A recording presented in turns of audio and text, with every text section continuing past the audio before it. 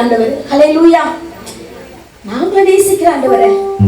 மறுபடியும் கேக்குறாரு இயேசு பார்த்து, நீ என்ன நேசிக்கிறியாப்பா? என்ன ஆண்டவர் அப்படி கேக்குறீங்க? நான் உங்களை உண்மையா நேசிக்கிறேன். மறுபடியும் இன்னொரு முறை கேக்குறாரு, நீ என்ன நேசிக்கிறியா? உங்களை நான் உண்மையா நேசிக்கிறேன் அப்படின்னு சொல்லும்போது, நீதான் சேவல் கூகுறதுக்கு 3 முறை என்னது, நீ என்ன மறுதலிப்ப சொன்னது நிறைவேறிச்சா? ஆண்டவர் கூடயே இல்லைன்னு சொல்லி மறுதலிச்சாரு. ஆனா மனுஷனுக்கும் தெய்வத்துக்கும் என்ன வித்தியாசம் சொல்ற பாருங்க. நமக்கு ஒரு தீங்கு மனுஷன் செஞ்சானா அதை நம்ம மனசுல வச்சுட்டே இருந்து எப்ப அவனை பழி வாங்கணும் தான் மனுஷனுடைய செயல் நினைப்போம். ஆனா ஆண்டவர் அப்படி இல்லை.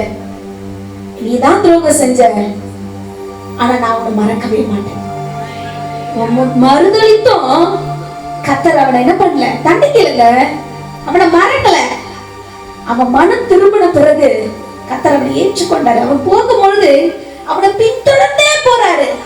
அவன் மனம் திரும்பி பேதுரு கர்த்தர் எந்த இடத்தெல்லாம் இயேசு கிறிஸ்து நன்மை செஞ்சாரோ, நன்மை செய்கிற இடத்துல கூட இருந்த ஒரு மனுஷன், கூட இருந்த ஒரு சீஷன், எல்லா அற்புதங்கள் செய்யும் போது 3 சீஷர்கள் கூடவே இருந்தாங்க. அதுல அவர் ஒருத்தர் தான்.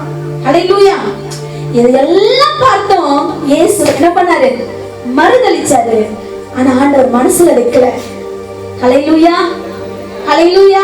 அவருக்கு ஒரு நம்பிக்கை